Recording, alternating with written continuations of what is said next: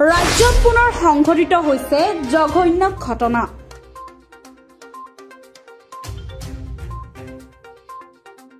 শিক্ষকতাৰ দৰে পবিত্ৰ বৃত্তিত কালিমা সানিছে এজন লম্পট শিক্ষকে।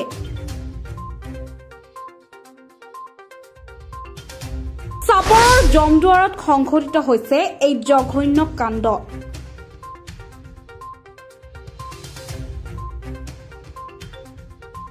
গ্ৰেপ্তাৰ লম্পট শিক্ষক ৰূপী ভণ্ড জহিৰুল ইছলাম।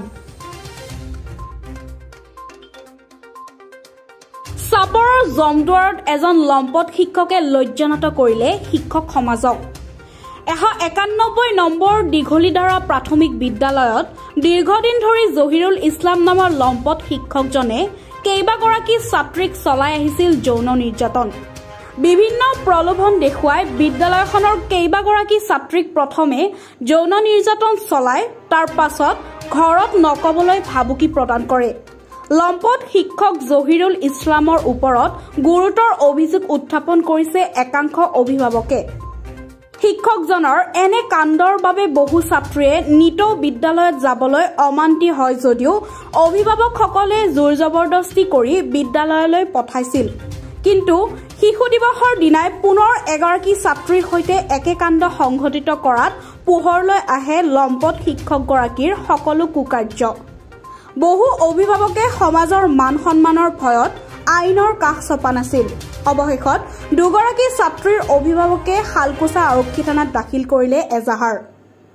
ভুক্তভোগীৰ এজাহাৰৰ ভিত্তিত গ্ৰেপ্তাৰ কৰা হল লম্পট শিক্ষকজনক। পস্কো ধাৰা সন্নিবিষ্ট কৰি লম্পট শিক্ষকজনক গ্ৰেপ্তাৰ কৰি জেললৈ পঠিয়ায়। স্কুলত উলাহান যাওয়ার পরে উল্টা পুল্টা করে বুঝতে কাপড় চোপড় খুললে করে আর কি। জহিরুল মাস্টার এলপি স্কুল মেলা দিন ধরে করে আর কি। পুলাহান স্কুলে যাই পারছে না, বাড়িতে এসে মারধর করি গাইল টাইল পাইরা নিয়ে থিয়ে আসি আর কি।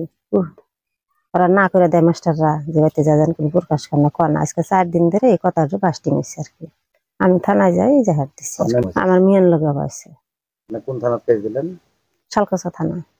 আরো কয়েকজন আছে, আরো 10-12 জন আছে বলে। আমার মেয়ের ইজ্জত বিচারতে আমি পয়সা নিব না তো। আমার মেয়ের গেছে আমারই করে নেবো। আমি বিচার চাই আর কি চাই, সরকারের কাছে আমি বিচার চাই। আজি আমি দুখৰে ক'ব বিচাৰিছোঁ যে চিৰাকুটা গাঁও পঞ্চায়তৰ অন্তৰ্গত 191 নং দীঘলীধাৰা প্ৰাথমিক বিদ্যালয়ত এক জঘন্য কাণ্ড সংঘটিত হয়। গুৰু আৰু শিক্ষাৰ্থীৰ মাজত যি কালিমা সানিলে সেই লম্পট ফাল্টু এই শিক্ষকগৰাকীয়ে সেই ছাত্ৰীসকলৰ লগত শোষণ কৰি শাৰীৰিক শোষণ কৰি যি পৰিৱেশ ৰচিলে, আমি একেবাৰে বেলেশ্বৰ জিলা অঞ্চলৰ পৰা ধিক্কাৰ জনাইছোঁ। এনেকুৱা শিক্ষকক আমাৰ সমাজত দৰকাৰ নাই। এই শিক্ষকজনক অতি সোনকালে দৃষ্টান্তমূলক শাস্তি দি বেলেশ্বৰ প্ৰশাসনৰ লগতে ধুবুৰী জিলা প্ৰশাসনক আমি দাবী উত্থাপন কৰিছোঁ। লগতে এই কাৰ্যৰ লগত মুৰব্বী আৰু দেৱানীসকলে যি এই ঘটনাটো ঘাপ দিব বিচাৰিছে, এইসকলক আমি সকীয়াই দিছোঁ। এইসকলক যাতে বিলাসীবাৰ প্ৰশাসন তথা ধুবুৰী জিলা প্ৰশাসনে এইসকলক এই ঘটনাৰ লগত সাঙুৰি লৈ দৃষ্টান্তমূলক শাস্তি দিবলৈ আমি অনুৰোধ জনাইছোঁ। আমি এই সংবাদ মাধ্যমৰ জৰিয়তে আমি জনাব বিচাৰিছোঁ যে কেইবাদিন ধৰি এই শিক্ষকজনে ছাত্ৰীসকলৰ লগত বাৰম্বাৰ শোষণ কৰাৰ ফলত ছাত্ৰীসকলে বিদ্যালয়মুখীৰ পৰা যাবৰ পৰা মানে নিজেই আঁতৰি দিছিলে। যেতিয়া মানে ঘৰৰ গাৰ্জিয়ানসকলে যেতিয়া বুজি পালে যে কিয় বিদ্যালয়মুখী যাব নিবিচাৰে, তেতিয়া বুজনি দি তেতিয়া ছাত্ৰীসকলে বিবৰি কয় যে এতিয়া বিদ্যালয়ৰ বন্ধ কোঠাৰ ভিতৰত লৈ শাৰীৰিক শোষণ বিভিন্ন জেগাত টাচ কৰে। গতিকে আমি বিলাসীপাৰা প্ৰশাসন তথা ধুবুৰী জিলা প্ৰশাসনক আমি অনুৰোধ জনাইছোঁ, দাবী উত্থাপন কৰিছোঁ। অতি সোনকালে এই লম্পট শিক্ষক আৰু এই ঘটনাৰ লগত জড়িত থকা মুৰব্বী দেৱানীসকলক সাঙুৰি লৈ দৃষ্টান্তমূলক শাস্তি দিবলৈ আমি দাবী উত্থাপন কৰিছোঁ। স্কুলেৰ ছোৱালীগুলা স্কুলে যায়, মানে মাস্টাৰে কিবা খাৰাপ কাম কৰে, এইটো স্কুল হয় জমদুৱাৰ পাট্টু এলপি স্কুল। তো স্কুলেৰ মাস্টাৰেৰ ছোৱালীগুলা খারাপ কাম করে গার্জিয়ানক জানাইছে। আমরা তো জানি নাই, 9:30 আমি জানছি।